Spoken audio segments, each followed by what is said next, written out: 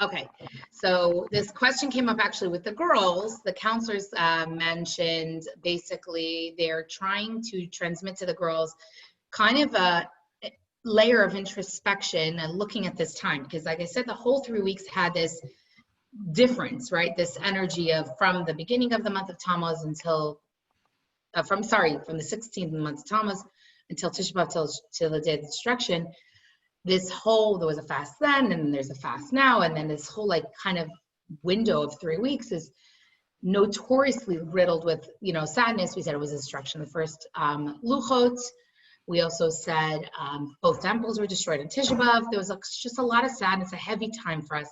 And the counselors came to me, they said, you know, the kids can't, you know, during the 9 days, we don't swim, we don't do dangerous, you know, we don't go on trips, we don't go, you know, buy new clothing. I always love that the Chachamim understood the how clothing was just, you know, buying a new dress is a thing that we enjoy, you know, this idea of retail therapy.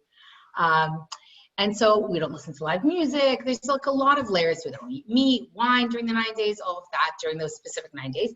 And then it kind of culminates with this day where we commemorate the destruction. Usually, if you've ever been in Jerusalem at the time, the plaza at the Kotel is packed with hundreds of thousands of Jews that are gathered together to mourn. And one of the girls said, like, I get the idea of acknowledging it, but like, why the level of mourning? Like, it just doesn't seem the way we Jews live. Like, we don't live in the past. We don't live in mourning. We don't live in destruction. Like, it's just not our thing. So to answer it, I was hoping to show a video clip, which I will share later.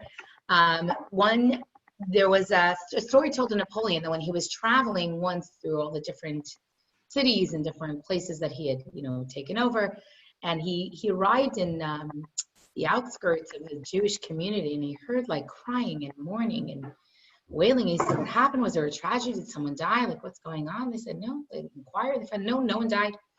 He asked them, what happened to this community? You know, what's going on?" And someone says, actually, they're commemorating the destruction of the temples.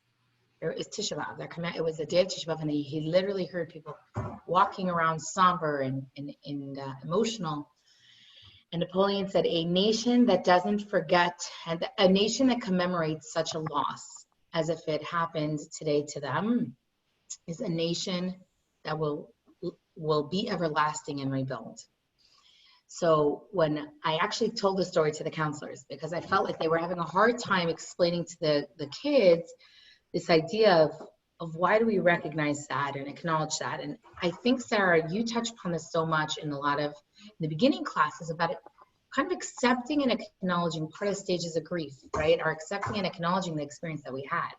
And I think as mothers, as women, as we can understand that moments in our lives are going to be some more challenging, less challenging. We're going to have sad days, good days, whatever, the full spectrum of emotions. And the Jewish calendar gives time and space for all of that. And Judaism gives time and space for all of that. So we can't pretend, and I said this to the girls, we can't pretend that the destruction didn't happen. And even we know the rebuilding hasn't happened yet, right? We're not autonomous. We're not living freely under, you know, with no persecution. In the past 100 years, we've been expelled over, 100 times from different nations, different countries. Like, you can't even, in the past, you know, so we're still living with the effect of that destruction, and we have to acknowledge it. And we talked about also looking at the parts of our lives that are not fixed, that may feel broken, that may feel that need repair, and understanding the value of taking a look at those things and investing in those things and working on those things. Yessi and I had a very interesting experience. For the first time on Shabbos, all of our children were not home. That means that the 3 big boys went to Houston, to Shlomo and Tzippa, and that Moshe and Menucha were still in camp. And so we weren't home. And we were home alone. I set the table for 2 plates. It was, I think, for the first time in over 20 years. Menachem's 20 and a half. We had Shabbos alone. And it was, the counselor's like, "Are you going to join us for Shabbos?" And I'm like, "No." Like, "We're fine, thanks."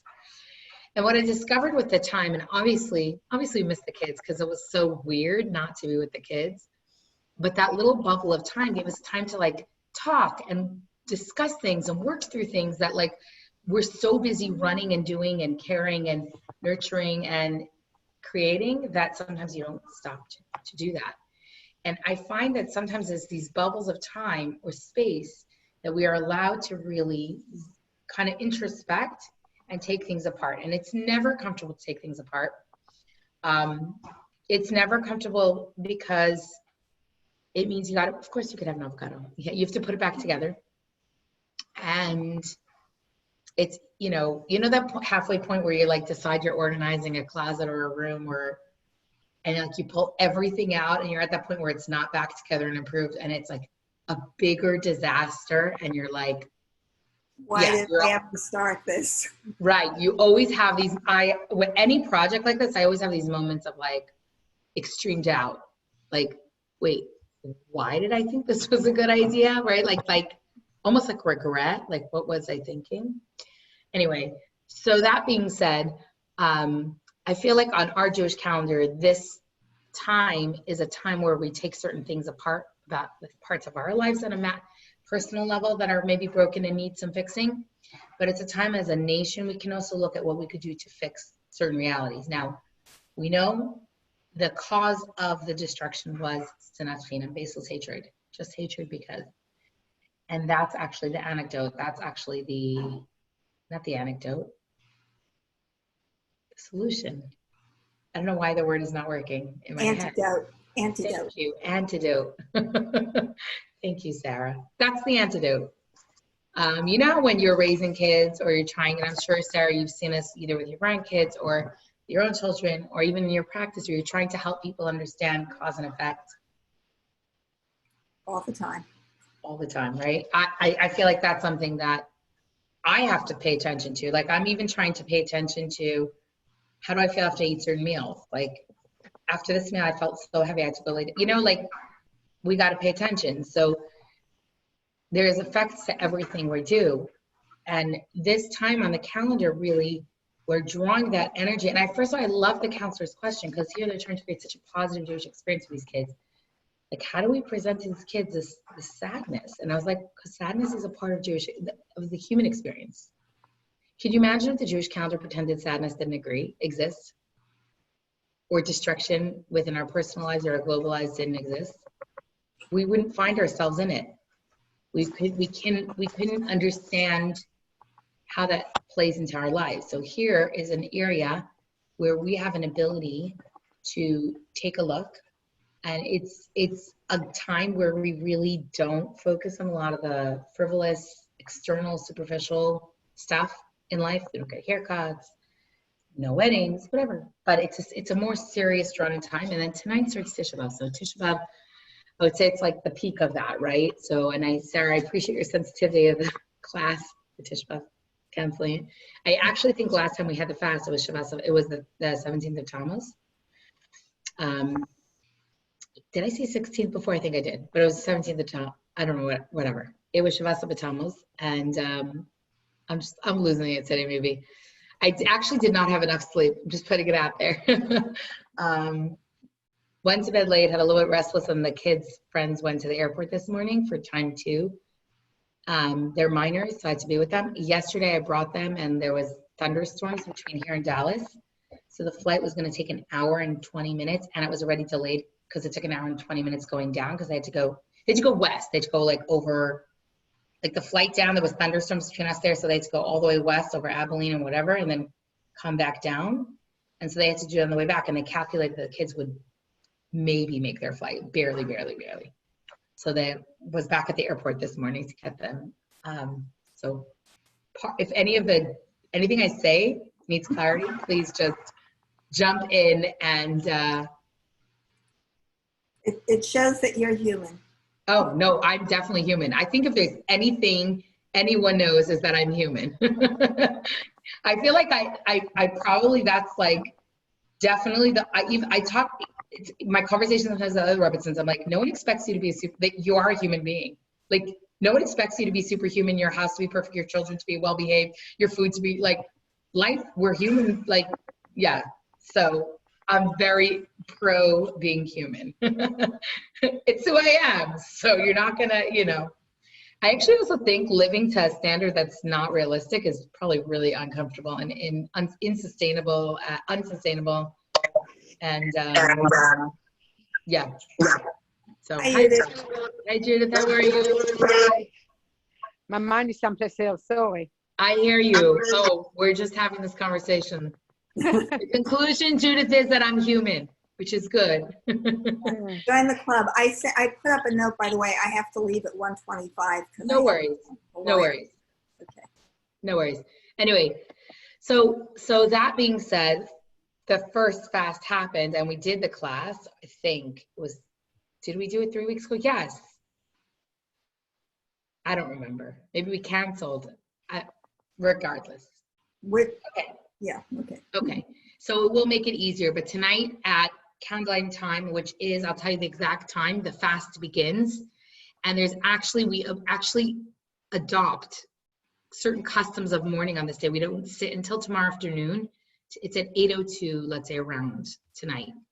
I could tell the exact time, but we actually don't sit on a high comfy chairs. We sit on a low chair like a Shiva house. We don't eat, we don't drink, we don't take a bath, bathe ourselves. We don't put on like oils and creams and ointments and makeup. And like, it's a day where we're like, we kind of dial it back a little bit, where it's not so much about the superficial side. And it's a day really to focus on this rebuilding the temple. It's so interesting because the Lubavitch Rebbe said during these 3 weeks, we should actually learn about the laws of the temple, like how it existed and how it functioned and what are the different parts. Levi in his online camp, they actually had a competition where different kids built different parts of the Bet HaMikdash. So instead of focusing just on the destruction, which of course, as we said, is there's a time and a space and room for that, we're also focusing forward facing on hopefulness of the time of Mashiach. So let's say Mashiach comes tonight, we're not like, oh shoot, wait, what do we need to get together, right? Like we actually have some sort of like knowledge of it. Now, if anyone's ever been in Jerusalem, Limor, next time you're there, it's really cool. There's a thing called the Temple Institute in the Old City. Aside from the virtual tour that you can like put on, like, you know, classes, it's a 3D theater, maybe even, you know, 3D theater. We experience what the temple was, and even I think they may even have like one of the destruction. I wouldn't take little kids to that, but and then they actually have been bit by bit reconstructing a lot of the vessels of the temple that they have on display.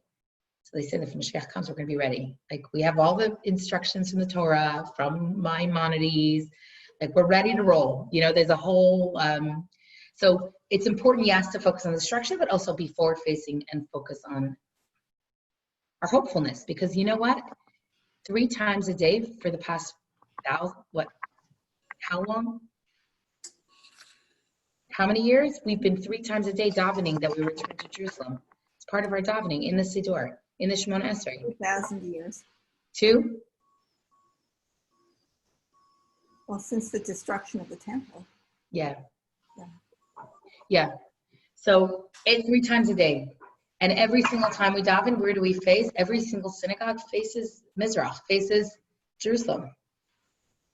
So it's so central to our mindset and our identity to be forward facing. And so I think, and that's actually what Napoleon was kind of saying, is that if people who remember their past and live it in a real way, they will exist and they will continue to build. Like they're not going away. So there's remembering the past, but there's also not getting stuck in the past.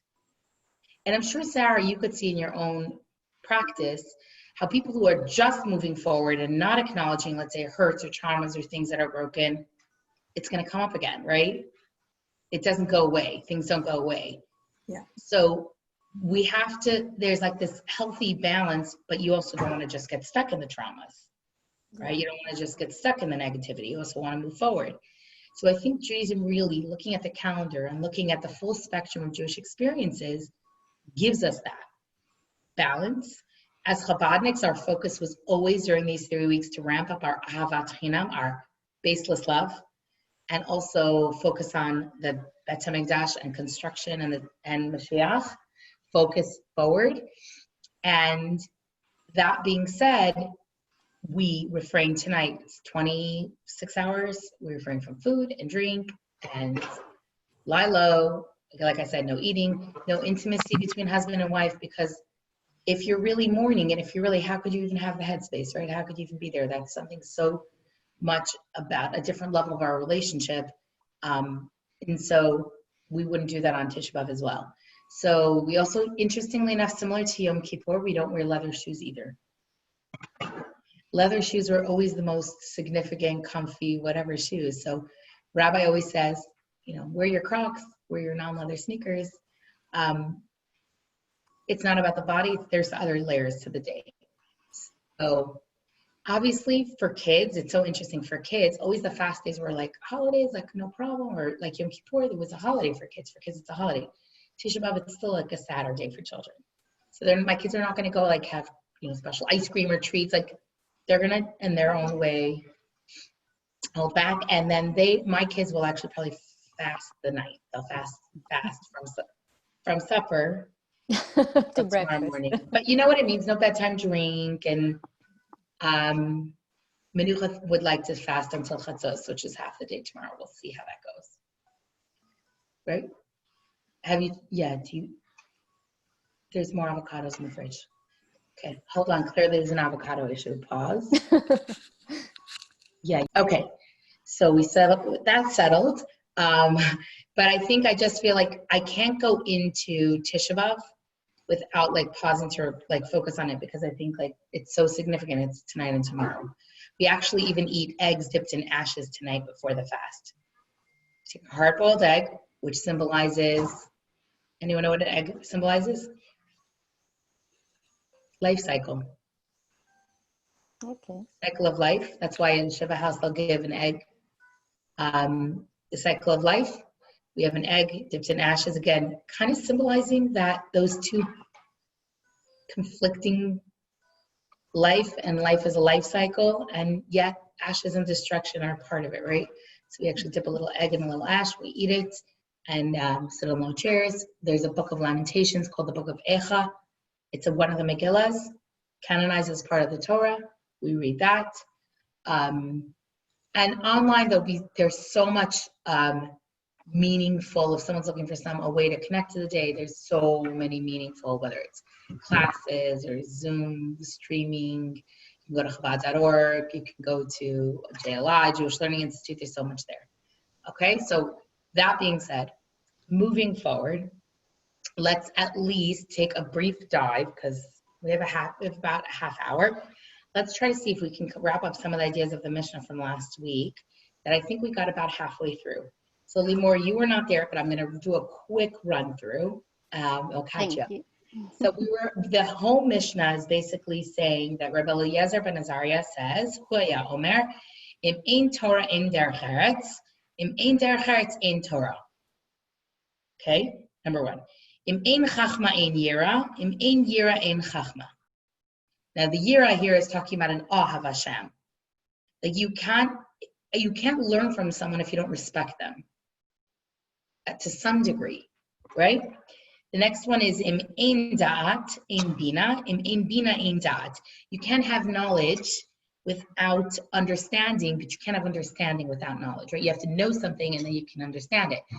The way Chabad Hasidus explains da'at is also like integration. Like you can know something theoretically and abstract, but you also need to be able to integrate it. And you can't integrate something into your life without knowing it. So there's that. Again, back and forth. Im ein kemach ein Torah. If there's no flour, there's no Torah. Im ein Torah ein kemach. We talked about this so interestingly. Like it's so interesting that he's mentioning food here. Like, and Sarah, I think you said, it was Sharon said, obviously you can't learn Torah on an empty stomach, right? If you're starving, Maslow's hierarchy, like you need basic needs taken care of. So those are interesting. We talked a little bit about them. We talked about if there's no derech eretz, there's no Torah. We talked about the idea being that you can learn all the Torah in the world, but if you can't integrate it into your life, if you can't be, you can't be a better person, then it's a problem. Then the Torah is just not a part of you. It's supposed to make you a better version of yourself. Okay. The other thing we talked about is if there's no Torah, there's no derech eretz. Like how? Okay, we can understand how you need derech eretz, which we talked about is officially the way of the man, but we be a mensch, right? We talked about why you need that one to equal to two, but we didn't have a conversation about why there's no Torah, there's no derech eretz. But I mentioned that really it's about subjective values, that ultimately all the values that teach us, so much of the values that really modern day society is built on come from Torah, right? We know all the other religions are built on Torah. I was once on a religious panel and someone said, okay, they asked me and it's funny, it was like the Jew and the Muslim. That was, I want to ask the Jew and the Muslim two questions. He needs to eat his wraps first, okay? Thank you. What's interesting was they wanted to know about like, if it's built, if Judaism, if all other religions are built on the Torah, why those, like, how do they see, like, how do you see Moses? That was like their question. Like, how do you see these like prophets or these people? Like and it was so interesting because we believe that it remains absolute. Torah is absolute. And like the Muslim clergy member said, look, at the end of the day, like we believe that Torah is the base. Christianity also believes that Torah is the base. But then like someone else came along and like shifted, changed, evolved, it grew, it evolved, whatever. And I said, we believe it's the same. Moses is relevant to my life in 2020 as he was at that point. And there's lessons I'm supposed to learn from him. Like I learned, like we saw it as, in a different way as an absolute. And what was interesting is to see that both the, I guess, the Christian, one of the Christian members, it was a whole panel, right?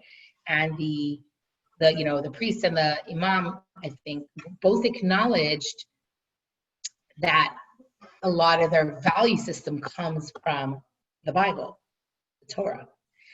So here we know you can't have an absolute value system that's not clear. Like Torah brings clarity. I'll give you an example. There is a discussion in got all the way up to Supreme Court. Can you record your babysitter if you suspect your babysitter is without her knowledge? If you suspect your babysitter is a risk, if you don't suspect she's a risk, can you proactively? Can you do audio recording? Can you do video recording? Is that recording admissible as evidence in a case? Right? And the debate goes back and forth or drone footage. If I take a drone and fly it over my neighbor's property and can a cop use a drone in a neighbor's property to see if they're growing illegal substance there? Can I use it for evidence in a party or a robbery? And it's very, very conflicting because there's a difference between audio recording, video recording, if you have a suspicion, if you have a warrant, so many nuances, and it's not so clear cut. Okay, I did this once with my Sinus Scholars class where we pull apart these constitutional cases that went all the way up to the Supreme Court, and we look at it then through the lens of the Talmud. It's a very interesting course. And one of the things we noticed is that in Judaism, the lens of trying to find out if your pikuach nefesh would be like keeping people alive and keeping them safe would be like number one. So the lens of it was so much more clear through the lens of Talmud than it was through American judicial law. It's fascinating. I mean, we don't have the time for it because it's literally a 2-hour class. I'll give you another example. That was a case that happened in the 70s. There were these co-joined twins, and they needed to be separated. Baby A would for sure baby A had a chance of living. Baby B was for sure going to not live, and was for sure, if they were attached by the heart, was going to kill baby B. So they found one hospital in the entire United States willing to do the surgery. And then someone notified them, guess what? You could get sued. You can be included in murder because you're murdering baby B for sure. Okay? And they, I think, non-Jewish, Irish, head of surgery brought his whole staff in and said, you need to turn to your clergy members and find out, like, go home and see if you're willing to participate in the surgery. There's the legal risk, but there's the moral one. And in the entire team of like nurses, doctors, and none of their clergy was able to give them clarity whether they could participate. So this guy heard that there's a rabbi, Reb Samson Raphael Hirsch, very well-known halachist, a master of understanding modern day contemporary halacha through the unwavering moral compass of Torah and Talmud and the flow of it and how to apply it. And he called him, the head of the department called him, the head of the hospital, whatever, the head of the surgery. And he assembled his team. He said, look, within 48 hours, we'll be getting an answer from the rabbi. So we're waiting for the old rabbi in Upper West Side to get a clarity whether we can do the surgery or not. Now he got back to them, and the answer was actually not only could they, but they had to. Why, according to halacha, do you have to? Because according to halacha, baby A has a chance of living. Baby B is considered a rodef. A rodef is someone who's going, let's say you're at home, and a rodef is coming, someone's coming to kill you. Rodef literally means, Limor, help us, to run after. To chase after Chase. him. Or... Yeah. Baby B was after baby A's life. If someone comes onto your property to kill you, you can kill them first because you have an obligation to preserve your life and protect your life.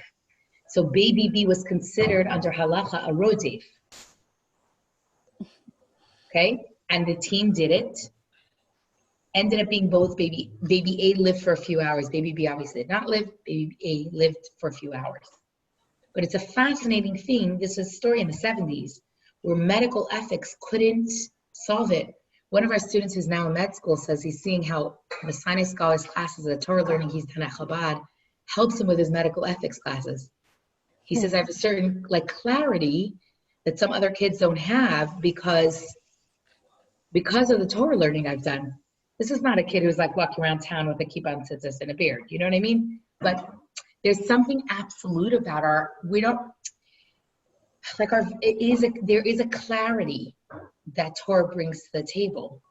That when you look outside society, today, this movement's lives matter more than that movement's lives matter, right? And again, it's not a political statement, but you see this in different conflicts around the world where my right for existence, I could decide that my mandate is to get rid of your whole people, right? We see this in Germany not too long ago. We're a very cultured, intelligent, philosophical, advanced society wiped out an entire 6 million Jews and many more. So this understanding, if there's no Torah, there's no derech eretz, we could just take a look at what's going on in the world and see, come on, have you seen derech eretz in the past, like menschlichkeit? So this is an important thing for us to understand. And we also said that it goes both ways because all the Torah learning in the world, if you're not a mensch, it's a problem. And even more so, I told the ladies last week, you represent Judaism. When I walk around with a wig or I walk around as a Jew, and part of our factors of making all the decisions for the fall is that we are the Jewish center. So it's not just a group of people getting together. This is a Jewish center. This is a rabbi. This is, right? So we have to be even more conscious of our behavior. And that's where Kiddush Hashem, sanctifying Hashem's name in our actions, or Chilul Hashem, literally embarrassing or bringing shame to God's name. I'm sure actually, Limor, you could relate to, maybe Judith also is an Israeli in this town. You stand out. Yeah. You don't just represent yourself. Yeah. It comes with a job. Yeah. Achayut, a responsibility. Yeah. I tried to explain it to a chiropractor yesterday. He's like, you'll really benefit from massage. I was like, I'm a little uncomfortable with getting a massage because my muscles are all tight. He said, you'll benefit from massage. I said, I'm a little uncomfortable with it because of COVID. And I explained to him, I said, look, I can't, it's not about me or my family. There's a bigger thing. My husband's the one rabbi in town. I can't have a COVID outbreak in our center. I was trying to explain to him and he didn't really get it. I said, look, no, within 100 miles, there's one rabbi. Like, last thing you need in the news, Jewish center spreads, coronavirus. You know what I'm saying? Like, we have a responsibility. Yeah, for Yeah. sure. You need to, you need to show people that who you are and who we are and make a good impression, I guess. Anymore. I gave the example last time that when I drive the car with the menorah, I don't drive like I'm from Brooklyn. Like you drive in Israel. Yeah. Nothing, the same thing. Yeah. Almost the same. Right? No, but it's true. And I have to tell you, we raised our kids very much so to be aware that when they're going out in public, they represent Hashem and they represent the Jewish people. You're wearing a yarmulke, you're wearing tzitzis, you have to be an ubermensch. I remember once we pulled up in the airport, we were about to go on a long international flight. We pulled up at Austin Airport. My husband pulls up the car, and one of the kids, I don't remember which one did, said, "All right, guys, we're going in public. It's time to pretend we're normal." It wasn't about pretending we're normal. Like, everyone pretend we're normal. But the point was, I was like, okay, no shenanigans. We're walking through an airport. As is, we're going to stand out as a group of 8. Like, who has 6 kids? Like, who does that, right? So as is, we're going to stand out. So, like, at least let's pretend we're normal. Anyway, so I think we can understand both those two very, very deeply. In Ein Yira Ein, there's no wisdom without fear. I think if a person thinks they know it all, there's a problem. I've said this in education. I've said this to other people. If you think you know it all, you can't learn. You have to have some level of awe to the fact that there's something higher. Some level of there's more to learn and more to gain and more to connect. And I think, Sarah, I saw you that you keep telling me, like, I'm taking this course, and it's like continuing education, continuing learning. If you thought you knew it all, you would never, right? You wouldn't do it. But I think that we have to have that level of awe to something higher that's how I can really grow. That's how I gain in wisdom. That's so cool. The girls learned how to knit or crochet. The girls learned how to knit in camp, and they're sitting here knitting. Isn't that cool? Show us. Limor wants to see. I'm crocheting now. As we speak. This is Menuchas. Oh, I love it. Isn't that cool? You want to say hi? What will it become? What will it become? A scarf. So next jewelry session we'll do after COVID, we can crochet with wire. If they know how to knit. But that she really wants to. Here, this is what I'm doing now. So look what Limor's doing right now. She's crocheting bracelets. You want to show her yours? She's starting over, but you could still show. It's okay. Okay. Thank you for showing us. Okay. So here's another one. So there's no fear of God. There's no wisdom. Meaning, if you don't realize that there's something higher, then we have a problem. That's actually the point of a yarmulke for a young man, is to fear of something off. There's something above you. Interesting that it's mandated for young men and not young women. Yes, because women's neshamas are seen to be from a different, actually, a woman's neshama is from a different soul source, and it's considered like a reminder, and we don't need that conscious reminder. It's internal. It's also why we don't need a talis or an aliyah the Torah. It's not that I can't have one, I don't need it. It's not my path to expressing my, remember we were talking about feminism, how like a real feminist is okay being female, is proud of being female, doesn't need, like, I don't need an aliyah to validate me as a Jew. I don't need a minyan for me to be spiritual.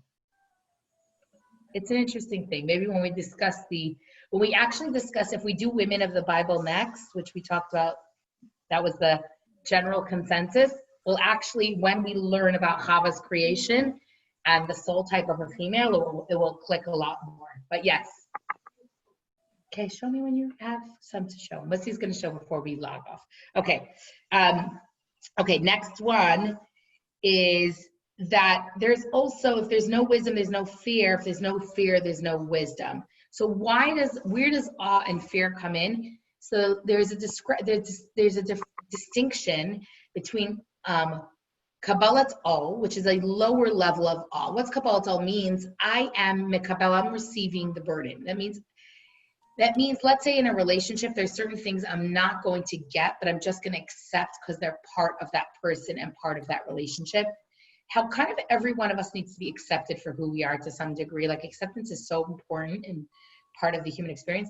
So there's certain mitzvot or certain things that we may not understand. And it doesn't mean we shouldn't pursue knowledge, but we want to raise our kids. You know, you want to raise your kids to listen just because I said so. Because not always as a mother, can you explain the full picture. Maybe it's not developmentally appropriate. Maybe it's too much or it's too heavy for kids.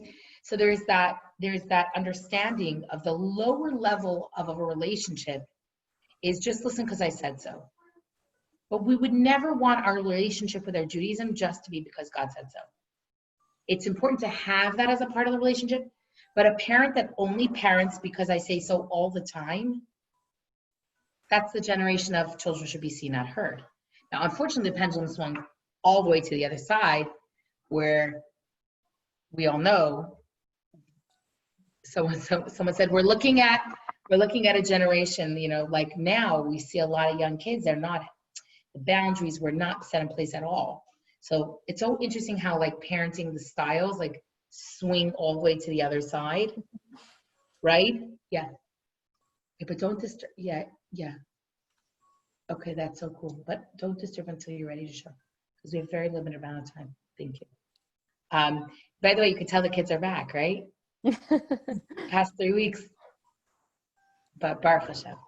So nice to have them. No, really, it's good to have my girlies back. I miss the girlies. Okay, so the other idea is also understanding that while Kabbalat Ol and doing because God said so and not always having to understand everything is important, we also want to go deeper. We want to dive deeper. And like I know, Sarah, you mentioned 2 weeks ago or a few weeks ago, how I really do want to understand this whole, like all of this is about men. Like where's the woman's voice in all of this? By the way, all of these were raised by women. You know, I just want to put that out there. They all had wives. I don't know every single one, but you know, as I told you, the high priest had to be a married man. Do you know that? Yeah. Yeah, the high priest had to be a married man, preferably with a family, so that he was someone who was grounded. Yeah, it's important because Judaism, first of all, you have to relate to the people. If he's serving the people, he has to relate to the people. Second of all, he had to relate to the cares and the worries, and there's certain growth we have, or, you know, in a relationship with a wise woman. Okay, moving forward. If there's no, okay, now just one more thing, the higher level of fear. So we said base level of fear is do it because I said so. A higher level of fear is because I have wisdom. You know, sometimes in a subject, or sometimes you're in awe of someone that you meet and you're like, wow, the more I know, there's so much more to know. Same thing with Torah learning. The more we understand parts of Torah and how they integrate so deeply into our lives, then almost like the deeper it is and the more it's like, wow, there's so much here to learn. Okay, come show us. You have to jump in and show us, because otherwise. Oh, I love it. I love the color. Yeah. She made them tighter, it looks like. She undid it and is working on it tighter. Nice job. I like it. Their mother has 2 left hands when it comes to crafting, so she's very proud. Yeah, it's okay. So do you understand the difference between high-level Yira and low-level Yira? Because there's a little bit of distraction. High-level Yira is I've learned so much and I know how much more there is to learn and how much. And the other one is, like, let's say in the parenting analogy, the low-level Yira is do it because I said so. The higher level of Yira is we have such a deep relationship and such a deep bond as a parent and a child or a spouse that even if you tell me something and I don't quite understand it, I know you well enough to know that you want what's best for me, so I can accept that. Does that make more sense now? Okay, because I realized I didn't finish that parallel analogy on a parallel level. So high level year and low level year are both of important. So if there's no Derek Hartz, if there's no, sorry, not no Derek Hartz, but if there's no wisdom, there's no fear. If there's no fear, there's no wisdom. That's both. How you need both together. What's interesting about these is all of them seem opposite, but they're really all very much two sides of a coin. Mm-hmm. And you know what's amazing? The more Torah you learn, the more you realize that everything incredible comes into this world in a paradoxically. Like Ava and Yira, love and awe, they seem so opposite, but they actually can coexist, right? Wisdom and fear. Like, wait, am I wise or am I like, if I'm so scared of you, can I learn from you? Right? The difference, right? So that's an interesting kind of note. The pattern of paradoxes and all that we're learning. Moving forward is that the last one, which we'll cover at least today. If there's no knowledge, there's no understanding. If there's no understanding, there's no knowledge. So we talked about that, how some minds can gain a lot of knowledge, but they're not getting wisdom. And actually, a product-oriented education system is not making people wiser. Okay? One of the things we know, even for ourselves or for the process, is really to celebrate. And I just was saying to a mom, she was worried about her child being influenced by someone else or whatever, someone staying in their house and the kid was using bad language. And she was like, oh my gosh, my daughter. And I was like, you are now getting a glimpse at how your child is influenced by others. She's 4. It's a great time to invest in this skill. And I tried to explain to her using this term of mirroring, using the term of asking open-ended, non-judgmental questions, how she can give her child a mirror into their behavior. And she said, a 4-year-old? I said, even an 18-month-old you could start with. Truly, I've done it. I had a class of 18-month-old to 2.5 to give. And so often as adults, we want the answers. We want the child to say, okay, I'll never say that again, or I'm so sorry. And we just want a product. Whereas we have to realize that we're investing long haul, big picture in these children, these human beings. It's a process. It's slow and it's big. And so if we can get one idea across in a deep way, then comes understanding. So knowledge and understanding, I could know that a behavior is not good for me, but if I don't have a deep understanding and I haven't gone through a process, I'll probably continue that behavior, right? We certainly can understand this, and we've said this in the past, and we won't spend so much time on it, is because that's actually what Chabad stands for, is Chachma Bin and Das, that the whole intellectual process, and how significant and integral it is in living a strong, proud Jewish life. Okay? Looks like everything is connected together, like with the There you Derech go. It is, because we started off last week. I didn't tell you this, but so we were like, what is all this? And I have to tell you, we didn't even get to the second part of the Mishnah. The second part of the Mishnah we'll understand how it all ties together with this learning that we're doing here. Mm-hmm. Okay, now the last one, if there's not Das, there's not Bina, we can the last one, no Das and no Bina, is that we can certainly understand the difference, not the difference, but the interplay between knowledge and understanding. And they're two different things. Someone can know something, but they don't understand it. And someone can understand something. Understanding can happen without knowledge. You can't understand a certain part of yourself if you have you don't have knowledge of your behavior or your flaws if you can't understand. It's hard work, by the way. I'm not saying this is like any of this is easy. It's deep work, but we all know we're setting the bar high when we learn Torah, and we're aiming high. Okay? The last one, so at least we can go to the fourth pair. If there's no flour, there's no sustenance. If there's no sustenance, there's no flour. So on a literal level, flour represents material food, right? If you cannot, it nourishes the body. Okay? So the same thing we have to understand, that what Torah accomplishes for our soul. Torah is actually food and vitamins for our soul. Okay? It's literally feeding a part of yourself. Just like you would say, oh, you can't not eat. Yeah, you can do it for 26 hours on a fast day if you need to. You're fine. Right? Interestingly enough, I fasted pregnant and I have fasted nursing. Pregnant was never an issue. Nursing was harder. Isn't that interesting? I don't wonder if it's because one is eating for yourself and you have enough, I don't know. What are the signs of it? Okay, what's the idea is that also, if there's no Torah, there's no flour, there's no flour, there's no Torah, is that some people could look and say, oh, Torah scholarship is the ideal goal in life. Go sit in a Bet Midrash and sit and learn Torah. But who's going to run the flour mill? Who's going to provide the food and the sustenance? So it's actually a hint to the relationship between Yisachar and Zevulun, two of Jacob's sons. One was intended to, Zevulun would by the seashore go out on the ships, commerce, make money, but he entered a partnership with Yisachar. And Yisachar's family remained Torah scholars. Here again is where the world needs both. We need academics and we need people, essential workers. Love that term, works very well now. We need both. I remember once having a conversation with a brilliant student, a PhD student, who really did not have any space for people who are not in the academic ivory tower. And I was like, what do you mean what about the garbage men? Like, he didn't understand the space they took up. Truly.